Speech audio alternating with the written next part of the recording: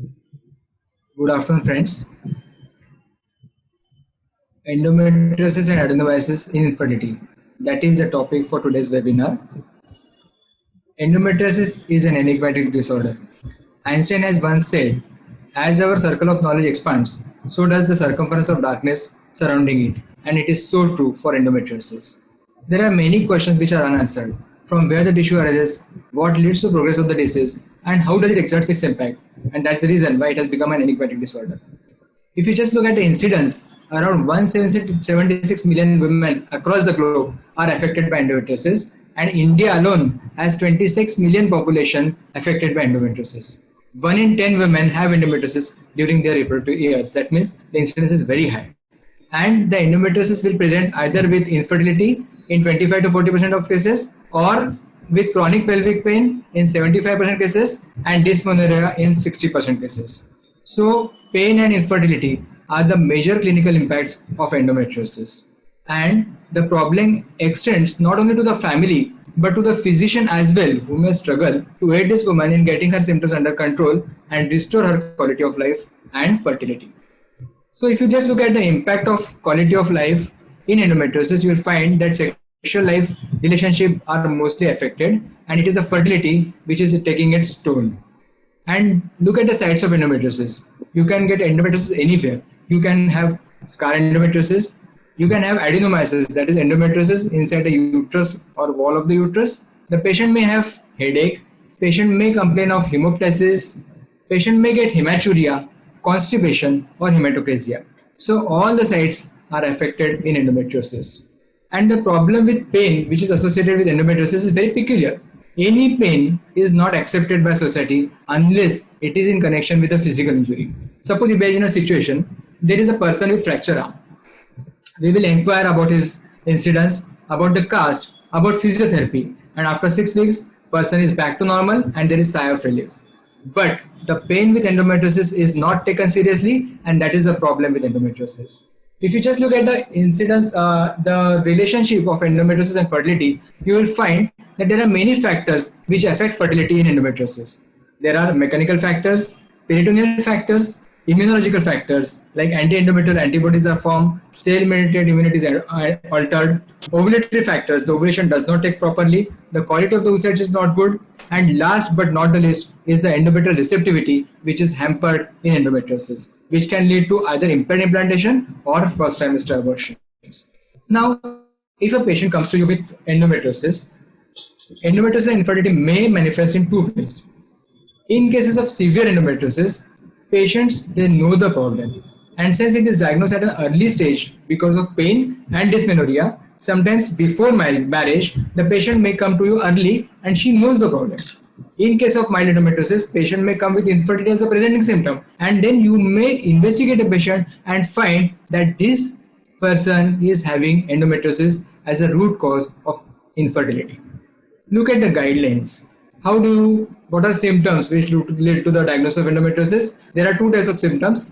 One is gynecological symptoms and non-gynecological symptoms. These include dysmenorrhea, dyspareunia, infertility, and of course hematuria, dysuria, dyschezia, and sometimes even catamenial pneumothorax may be a presentation of endometriosis.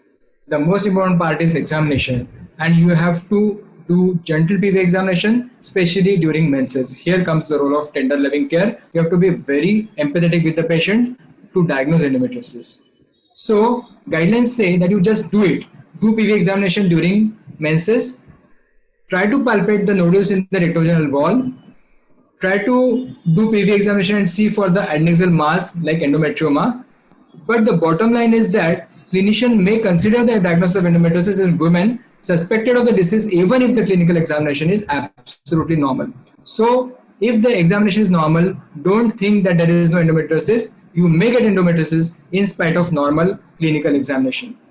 So we do transvaginal sonography, and TVS is must in diagnosis of endometriosis.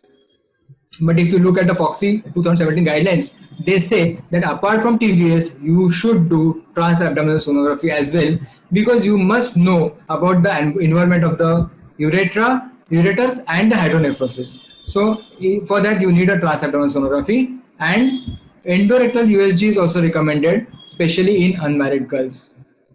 This TVS is going to help you to rule out rectal endometriosis, to exclude ovarian endometrioma, because there is a very clear-cut ground glass appearance which is very classical of endometrioma.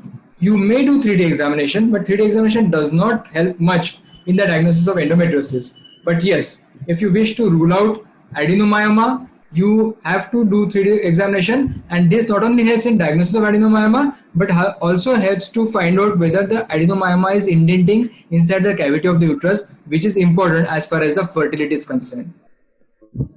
We all do serum markers, and whenever the patient comes to you with endometriosis, we always do CA-125, which is the most common marker done in endometriosis. There are some other markers which have been stated like CA-19.9 and IL-6.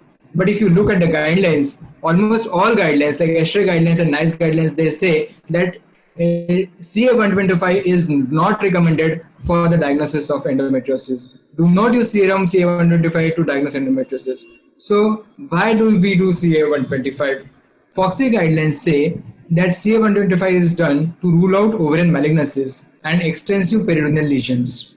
And there is a FOXI level 1 incident evidence which says that value is helpful not in the diagnosis but for the follow-up treatment, and treatment follow-up is done very nicely with CA-125 levels. There is one case study which has reported a very high level of CA-125 as high as 6,114 in patient of benign endometrioma, and that was because of the ruptured ovarian endometrioma. So a word of caution, even if you get an ovarian endometrioma which is ruptured, you may get very high CA-125 levels which may mislead you with the diagnosis of malignancy. MRI is a very good investigation modality. You can use MRI to find out whether there is an endometrioma and differentiate it from the dermoid, to differentiate fibroid from adenomyoma, to rule out the involvement of ureters, bladder and the rectum. The only point with MRI is the cost factor, otherwise it's a good investigation. And the gold standard for the diagnosis of endometriosis is of course laparoscopy.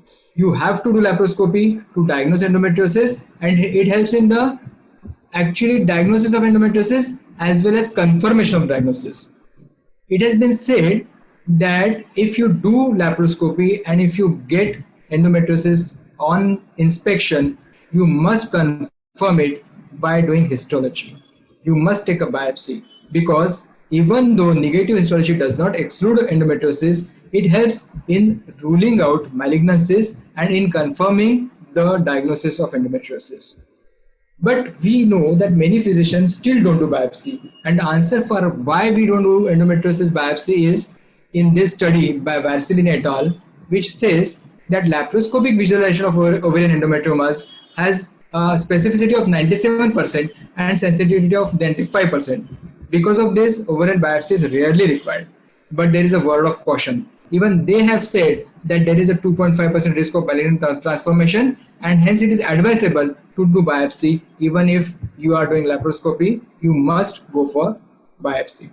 Now, once the laparoscopy is done and you have seen the lesions, you can actually classify endometriosis according to ASRM classification into minimal, mild, moderate and severe. That is stage 1, stage 2, stage 3 and stage 4 disease. And this is the method by which you can actually find out what is the staging in your case. Suppose you do staging and you get severe disease with bowel disorders and bladder disorder. Then what will you do? With this involvement, that is severe endometriosis, you must know your limitations, and please do not land in soup unless and until you have a team of experts, a center of expertise and center of excellence with urologists and surgeons available with you who have experience in doing extensive severe type 4 and grade 4 endometriosis. You should not touch such patients. So always refer these patients to the center of expertise so that the patients are managed properly. Coming back to the mild endometriosis, if you get a mild endometriosis, only visualization of endometriotic spots is not going to help you. You should do see and treat policy. That means you must do adhesiolysis, you must do fulguration of the endometriotic spots so that the patient gets more chance of pregnancy. This increases the chance of pregnancy. So see and treat policy is must for the treatment of endometriosis. Now there is something called as endometriosis fertility index, and this EFI has got a great value. There is a description of least function terms in this, where tubes, fimbria, and the ovaries are involved.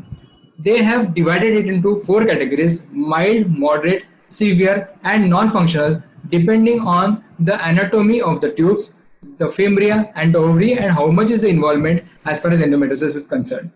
And now this EFI is helpful to predict the fecundity after doing surgery. So the least function test scores are calculated, as I have already told you, and historical factors are added to this, like age of the patient, duration of infertility, and previous pregnancy. And with this, the scoring system is done from score from 0 to 10. 0 score is having poorest prognosis, and 10 score is having the best prognosis. That means if you know her AFI, you can work as a part-time palmist and predict her fertility. Jokes apart, we at Omega have done a thesis for MUHS fellowship, and here we try to find out the importance of EFI in our day-to-day practice. We recruited 28 women over the period of 1 year, and what we noted was that natural conception is seen when the EFI is around 6 to 10.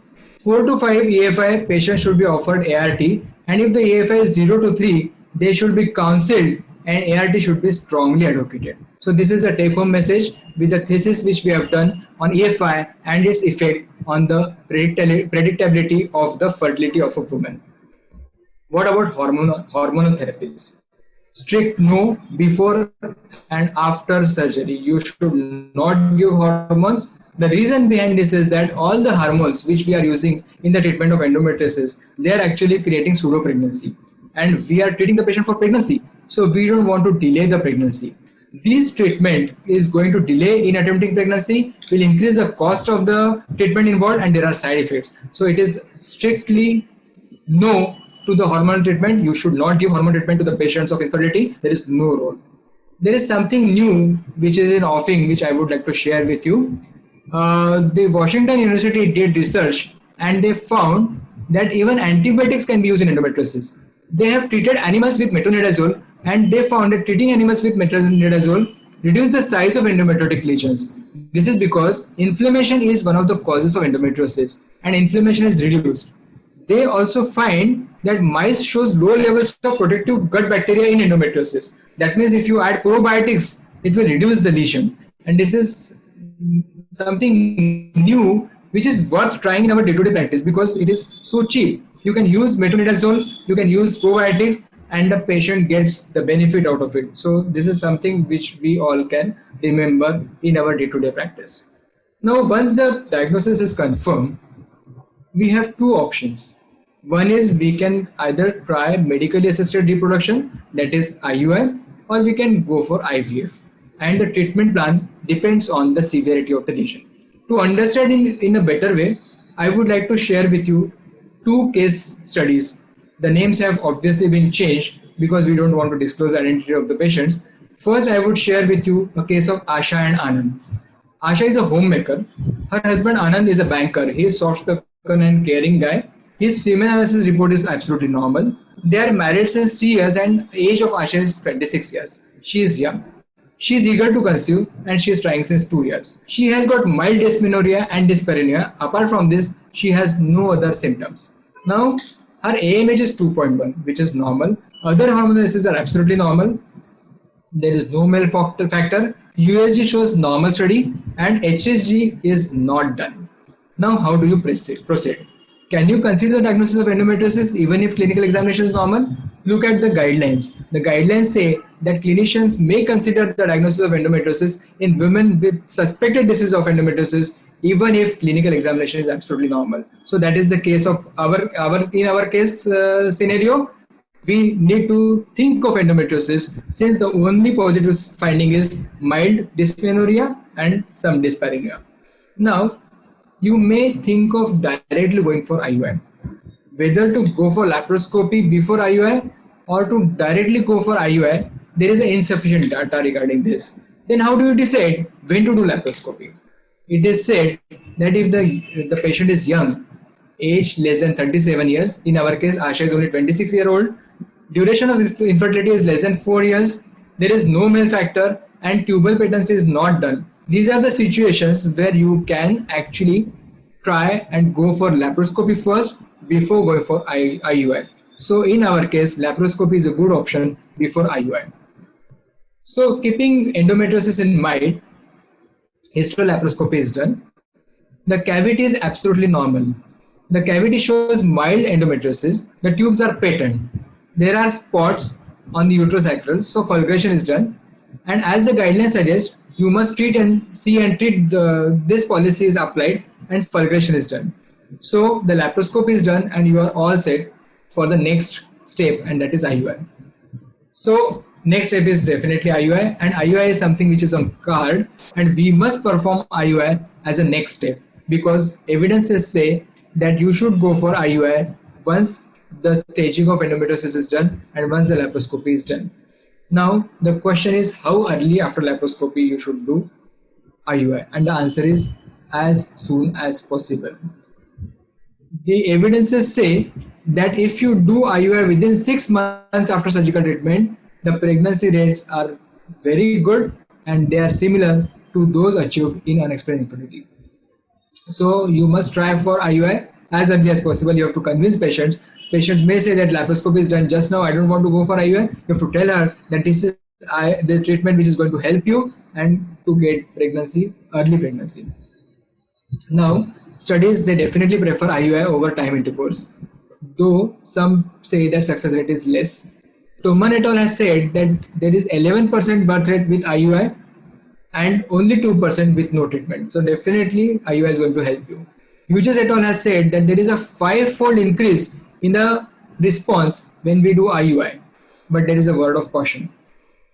One study by Nujo et al. Says that if you find out the causes of different causes of infertility, you will find that there is a lowest pregnancy rate with endometriosis as compared to other causes, and this is actually a point to be noted.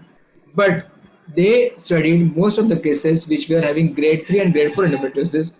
In our case, it is a mild endometriosis, and mild endometriosis there is no much difference, and we get very good results with IUI alone. Once you think of ovarian stimulation, you have to think of the ovarian stimulating agents as well. So you have the two drugs available, the clomiphene citrate and letrozole. In recent years, you'll find that is rise and rise of letrozole, which is actually considered as a better drug. Even PCO latest guidelines say that letrozole is preferred over clomiphene citrate as a first-line treatment for ovulation induction. And there are many studies, as you can see on the screen, which have said that letrozole is better for ovulation induction. And all these studies have discussed the impact of letrozole on endometrium, because this is a factor which is important for us, and we need a good endometrium, and letrozole is going to help us to form a good endometrium. There is one more action which is important for us. It is said that in endometriosis there is high level of aromatase P450 enzyme expression, and this high level of aromatase P450 leads to increased local level of E2 production, and this E2 production is responsible for a problem. So aromatase inhibitor will suppress locally produced E2 levels and will collect the endometrial and endocrinological abnormalities and will help in conception. So this is a special role of aromatase inhibitors in endometriosis. What about gonadotropins? Almost all the studies have confirmed that gonadotropins are gonadotropins. So whether you use FSH or HMG really does not matter. There is no difference, so you can use it depending on the situation. Can you try antagonist along with IUI? There is no difference in antagonist and non-antagonist cycle in mild endometriosis, but you may use antagonist in some special situations. Otherwise, there is no difference. How many IUI will you plan? The optimum number is, of course, 3 to 4, but it all depends on many factors like age of the patient, the anxiety related with the treatment, AMH, and associated factors. In our case, maybe 3 to 4 IUI is sufficient. Look at this chart. You will find that there are many studies, and all these studies have proved that gonadotropin IUI combination works best for mild endometriosis, and this is the treatment of choice. Now, when do you go for IVF? In case of mild endometriosis, it is recommended that you can think of IVF when the other treatment have failed, and especially if there is no tubal factor or any other problem, you can think of going for IVF if other treatment has failed. By the grace of God, Asha conceives in third IUI cycle and IVF is not required. That's a happy end of the story. But remember friends, everyone is not so lucky. So I'll share with you a story of Karuna, who is not so lucky. Karuna is married since 10 years and her age is 34 years. Her first laparoscopy, the point to be noted, first laparoscopy was done 8 years back and there was chocolate cyst with adhesions, the tubes were patent. Post laparoscopy Leupride was given and then IUI was done 6 times and now there is a recurrence. It is said that first surgery should be the last surgery in case of endometriosis. It has to be done by a proper person and you must do it properly so that there is no recurrence. The chances of recurrence are low if you do the surgery properly. But that is what is happening with our patient Karuna. She is now having recurrence of cyst. Her AMH is falling down. Her AMH is now 1.2. So what will you plan? Other treatments have failed, so you have to plan for the next move, and that is, of course, IVF. Before going for IVF, we do TVS examination. And in TVS examination, what would you look for? Especially in our situation, in our case, we will look for the chocolate cyst. What is the size of the chocolate cyst? We look for the antral follicles because that is important for us since we are going for pickup. We look for the follicles and accessibility of the follicles during home pickup. And of course, we focus on the endometrium to see the vascularity of the endometrium and the thickness of the endometrium. So evaluation prior to IVF is extremely important, where you look for the extent of the disease, the prior treatment, what is the age of the patient, identify the grade of the endometriosis, see whether you can assess the ovaries, look for the aspiration site, assess the ovarian reserve, and evaluate the endometrial receptivity. Once you do this workup, you are all set for IVF. The most important question is surgery. To do or not to do, that is the question. To touch the ovary or not to touch the ovary, that is the question. If you look at the studies, there is a controversy. Jacobson et al. Has said that laparoscopy prior to ART improves pregnancy rate. While there is a study by Garcia et al. Which says that there is no difference in surgery and no surgery. So definitive conclusion cannot be drawn. So the message is very clear. Do not do surgery in all cases. And ASHRAE guidelines are very clear. They say that even if you get an endometrioma which is more than 3 cm, there is no evidence that cystectomy prior to treatment with ART improves pregnancy rate. So what are the situations where you may go for laparoscopy? If there is an endometriosis associated pain or there is a problem with difficulty in accessing the follicles. So these are the only situations where you may go for cystectomy prior to ART. But before going to laparoscopy, you must counsel your patient, tell the relatives and the patient that endometrioma, when it is enucleated, there is a risk of reduced ovarian reserve and reduced ovarian function after surgery, and the possible loss of the ovarian function needs to be discussed. This is the point which is practical and extremely important. We must discuss this.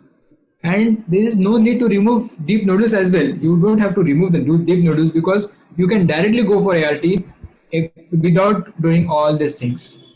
So a 5 by 5 centimeter chocolate cyst and AMH 1.2 with no pain, no need to go for laparoscopy. But if at all we do laparoscopy, we should keep IVF procedure in mind while doing laparoscopy. That means you have to restore the tubo-ovarian anatomy, you have to make the ovaries accessible and use minimum cautery so that the damage to the ovaries is minimum. How do you do cystectomy? We all should know this because cystectomy is a procedure which requires a lot of skill, especially in endometriosis because there is a lot of bleeding. So you have to, it involves the opening of cyst and you have to identify the plane of cleavage. The cyst wall is stripped away and the edges are coagulated with bipolar cautery. If you do this, it will definitely increase the pregnancy rate. And look at the chances of recurrence. There is very clear-cut evidence which says that if you do cyst stripping, then the chances of recurrence are less than 10%. And if you do drainage, the chances are maybe 20% or more. That means the recurrence is more with drainage and recurrence is minimum with cystectomy and cyst stripping. that is the surgery of choice, procedure of choice. Once the laparoscopy is done, you have two options. Either you can immediately plan IVF, or you may wait for 3 to 6 months, give 3 to 6 doses of agonist, and then do IVF. Now, it is said that clinicians can prescribe GnRH agonists for a period of 3 to 6 months prior to ART to improve clinical pregnancy rates in infertility associated with endometriosis. And this guideline is based on the Salem et al. Study, which is done in 2006, which says that there is fourfold increase in pregnancy rate after GnRH agonist treatment. Now, friends, this study was done some 14-15 years back. That was a time when freeze-all was not so popular. And that is the reason why latest guidelines are questioning this. Korean Society of Endometriosis have questioned this guideline, and they have said that mechanism is not demonstrated convincingly, and how this surgery followed by Lupride for 6 months is going to improve the pregnancy rate by fourfold is definitely not known. And the practical point is, if you give GnRH agonist for such a long time, they will suppress the ovarian function. And in our case, the AMH is already low, and it will further suppress the ovarian function, and you may not get good follicles and good oocytes at all. So to avoid this, what we can do is, that is something which is the latest thing which we all are doing now, that we can plan ovum pickup with antagonist protocol. Because antagonist is said to be better than agonist if you just look at the quality of oocytes, and the chances of OHS are also less, and there are many other advantages. So you can plan ovum pickup with antagonist protocol, do freeze-all, then plan laparoscopy in cases where there is pain or if it is at all necessary. Then give GnRH agonist for 3 to 6 months and plan frozen embryo transfer. So that is how you can plan your treatment if you are really worried about the endometrioma and if you really wish to do the cystectomy. Now, it is said that agonist and antagonist, there is no difference. So you can definitely go for antagonist protocol, do freeze-all, and give GnRH agonist for 3 to 6 months and then plan FAT. That is how we go. Once this stimulation is done, we are all set for ovum pickup. And in case of endometriosis, you have to take special precautions while doing ovum pickup, because there is always a risk of bowel injury, and a cyst may get punctured. You have to remember, friends, that avoid puncturing the cyst. You have a temptation to drain the cyst. You may think that I am already doing pickup, so why not drain the cyst? Please don't do that, because it can lead to abscess. And if at all, if you accidentally puncture the cyst, you have to change the needle so that there is no chance of contamination. And it is said, and ESHRE guidelines say, that you can use antibiotic prophylaxis in case if you have accidentally ruptured or entered into the endometrioma, to avoid the ovarian abscess, which is, though rare, it is extremely difficult to treat this ovarian abscess. Once the ovarian abscess sets in, then it is difficult to treat this condition. So that is how you have to treat the patient. You can think of giving antibiotic prophylaxis. Now, what is the effect of endometriosis on IVF outcome? It depends on severity. Studies say that it is reduced. Chances are low in IVF. The M2 oocytes are less, but ultimately it is said that live birth rate is not affected. And even the Gardner's 5th edition says that there is no difference in the end result. As far as the end result is concerned, it is almost same if you go for IVF in endometriosis. Then, what is the effect of IVF on endometriosis? Does it lead to recurrence? Does it lead to flare-up of the disease? There are 4 studies, and all the studies have reached to the conclusion that there is no risk of recurrence in IVF. Why? Because we are aspirating all the follicles, and this actually helps in preventing further recurrence of endometriosis in IVF. In contrast to this, in IUI, the follicles are not aspirated, hence it may be associated with increased risk of endometrioma formation. That is something which we have to keep in mind. But as far as IVF is concerned, the risk of recurrence is low. Embryo transfer is the most crucial step in IVF. And if you don't do embryo transfer properly, then your results are definitely affected. So you have to be extremely careful. And you have to be more careful when the patients are having adenomyosis and endometriosis. Because there are adhesions. The uterus is retroverted. If there is an adenomyoma, it may be actually going inside the cavity and indenting the cavity. So you must do mock AT, and you should give progesterone to such patients. Actually, we give progesterone to all our patients before embryo transfer, but you may think of giving etrosibun as well, which can actually help in uterine quiescence. Dysfunctional and non-receptive endometrium is a very important factor which leads to decreased fertility in endometriosis. A very nice and good study by Dr. B.N. Chakravarti sir et al. Says that expression of glycolidins and integrin is low in endometriosis. The expression of leukemia inhibitory factor is significantly low in endometriosis, and expression of pinopods was found to be less in endometriosis. So endometrium has got a very important role to play as far as the implantation is concerned in endometriosis. So you have to focus on endometrium, and in that situation you may think of some immunomodulators like dydrogesterone, which can be tried in this situation. Today is the era, that is endometrial receptivity array. You can actually think of going for ERA and do personalized embryo transfer once you know what is the optimum timing of embryo transfer if you have a problem with implantation. So you can take the help of ERA to get better results. Something which is in thing nowadays is oocyte cryopreservation. Young girls with known case of endometriosis may come to you with endometrioma. Because of this, they may have diminished ovarian reserve and a marriage is not on cards.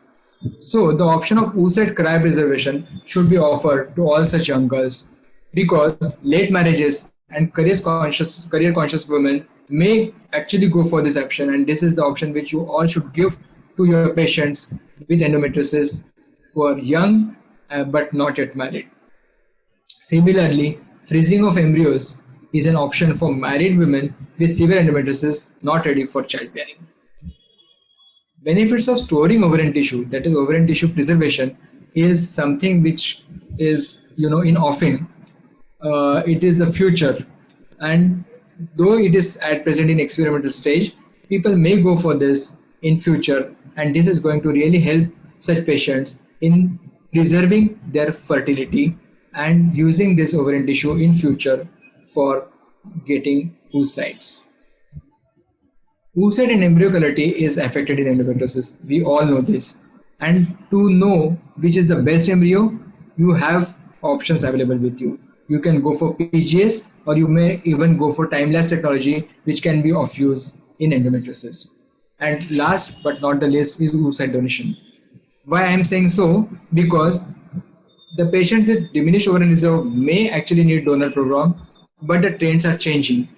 Everybody nowadays wants their own oocytes, and we must respect their sentiments.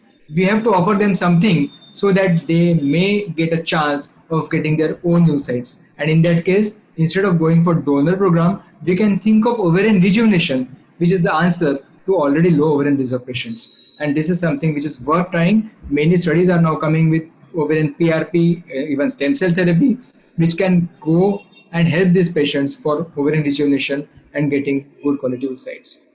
Frozen embryo transfer techniques. With improvement in freezing techniques, we can definitely freeze all the embryos and focus on endometrium, and then in future go for single embryo transfer with blast, and that is the future which will give you better results.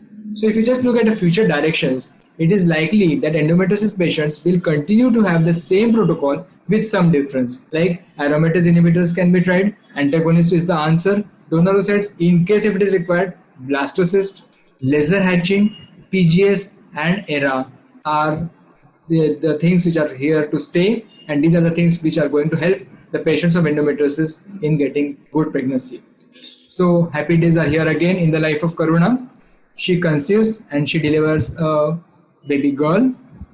You can see this photograph which is taken during cesarean section. Still you can see there are some adhesions, there are some endometriotic nodules, but we all know that all is well, that ends well, and ultimately Karuna conceives and she delivers a baby girl. Now coming to the last topic, but not the least of course, which is adenomyosis. This topic is a least discussed topic. If you just look at the definition of endometriosis, adenomyosis, in simple words, endometriosis within the wall of the uterus is adenomyosis.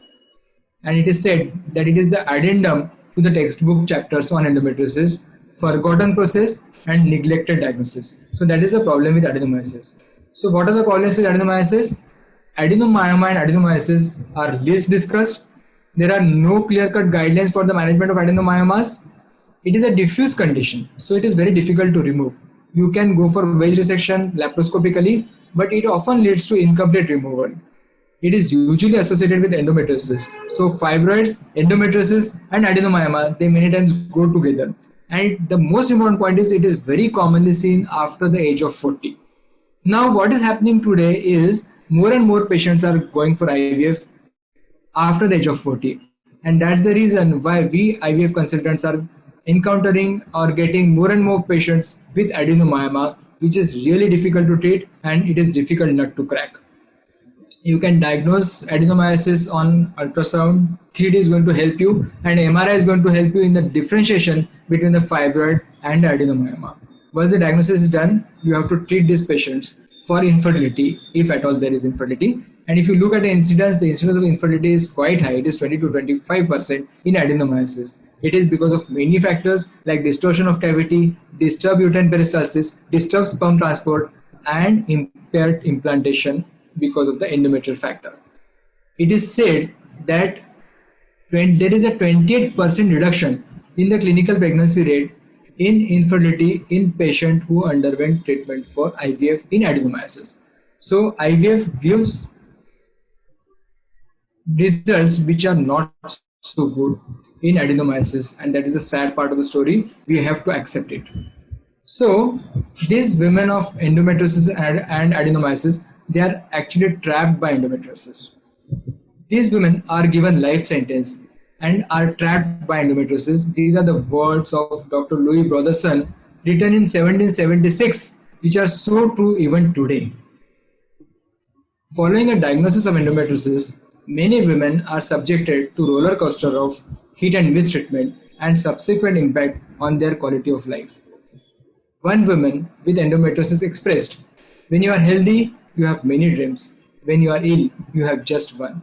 And that one dream is to get out of this endometriosis, this adenomyoma, and this agony and this stress because of endometriosis." So in this situation, what you need is empathy. And it is the empathy by a doctor, by the physician, and by family members, which is going to help them in conceiving. Remember, friends, there is always a light at the end of the tunnel.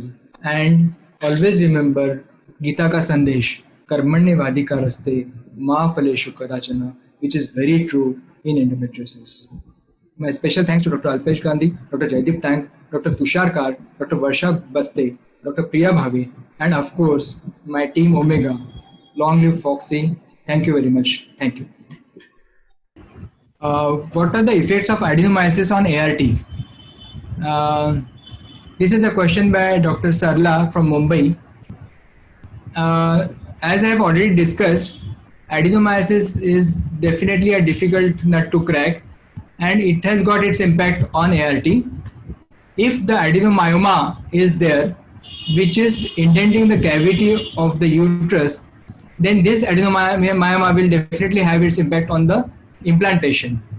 Then, as in endometriosis, there are many other factors which can lead to the reduced fertility rate. The chances of uterine motility is also affected in adenomyosis, which is going to have its impact. Sperm transport is also affected in adenomyosis, which is going to have its impact. And that is the reason why ART and adenomyosis, it is difficult to treat. I'll take next question is explain limitations of laparoscopy in endometriosis. Yes, this is from Dr. Malik from Karnataka. Yes, laparoscopy has its limitations in endometriosis, and actually that is the reason why laparoscopy is many times avoided, especially when you are planning IVF.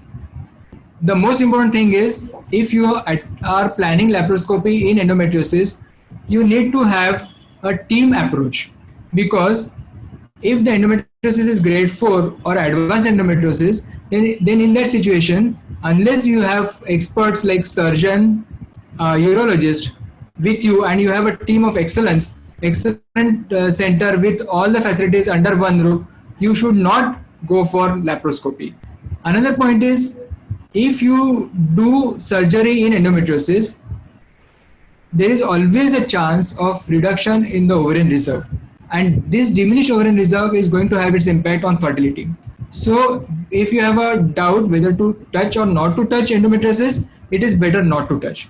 But yes, as we have already discussed, if you just look at the effect of endometriosis, especially in mild endometriosis, you do laparoscopy, you have a see and treat policy, then you definitely get better results and you should go for laparoscopy.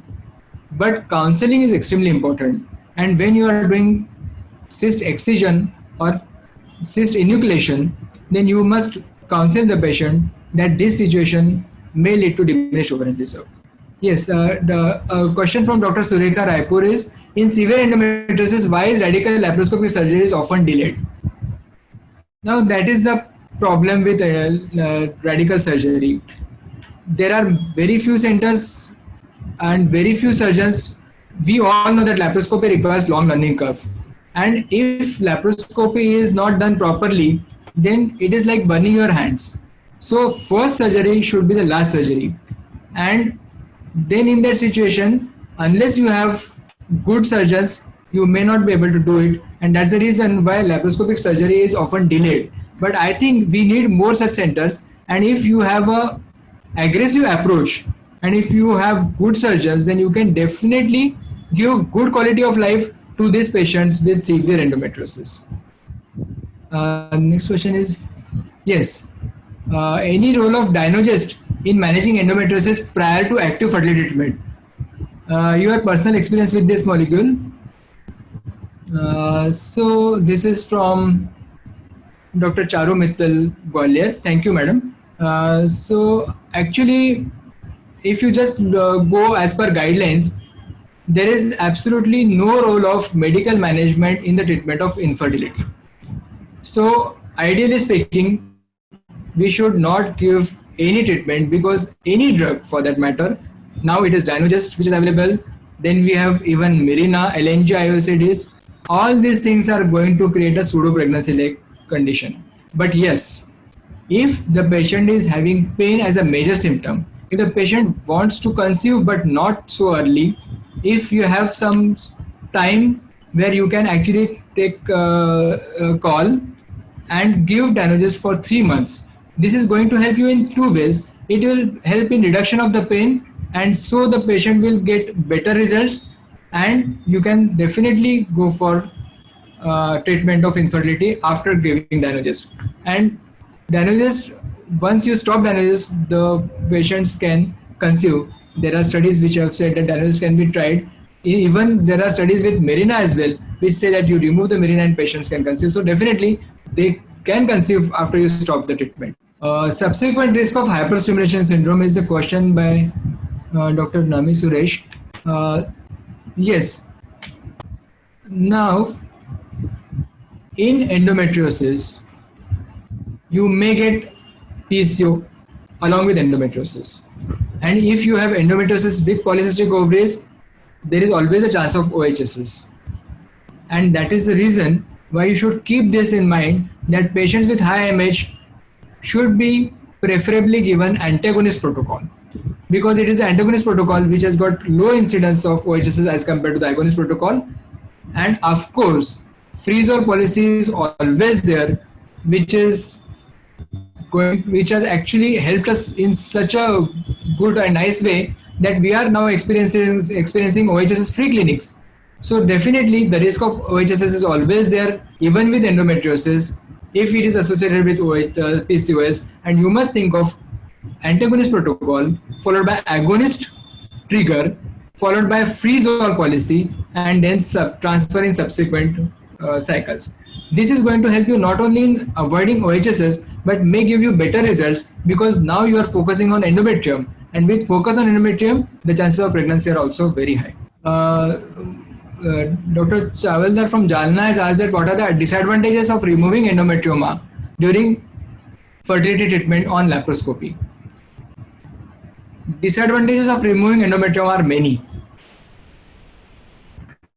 and important disadvantage is diminished ovarian reserve, and that is the reason why it is clearly said that unless and until the patient has associated symptoms like pain, or if there is difficulty in accessing the follicles while doing ovum pickup, you should not touch this endometrioma.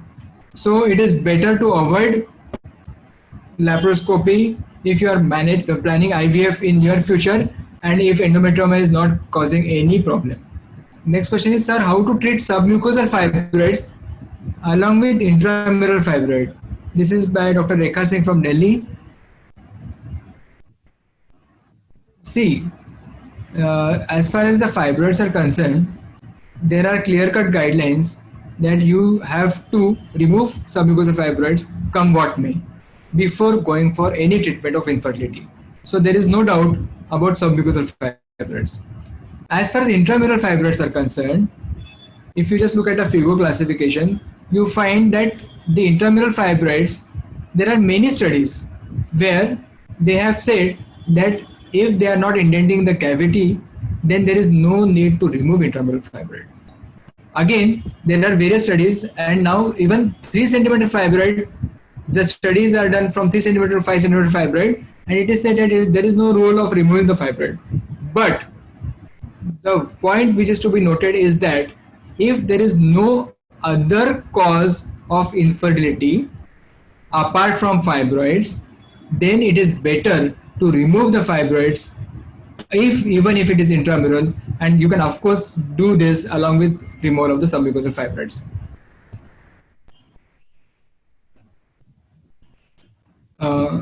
A question from Dr. Parul Sharma, Nagpur. In patients with PCO and endometriosis, injection Leupride prior to pickup can be an option? Yes, definitely. As we have discussed, endometriosis with PCO and endometriosis and PCO may go together. And if these two things are going together, then you have a very good option of giving Leupride and then going for pickup. That means agonist as a trigger followed by pickup. And this is going to definitely help in reducing the chances of oocysts.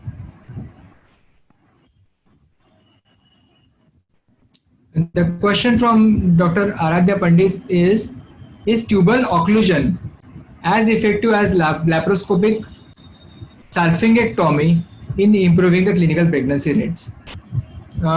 Personally, I don't have any experience with tubal occlusion, but I think if you just look at the mechanism, it should work, because we always do laparoscopic salpingectomy if at all we find that there is a hydrosalpinx and we need to remove this hydrosalpinx, then we definitely go for salpingectomy. But yes, tubal occlusion can be tried. The question from Dr. Lakshmi Chennai is it possible to improve implantation rates by administration of low dose HCG for luteal phase support?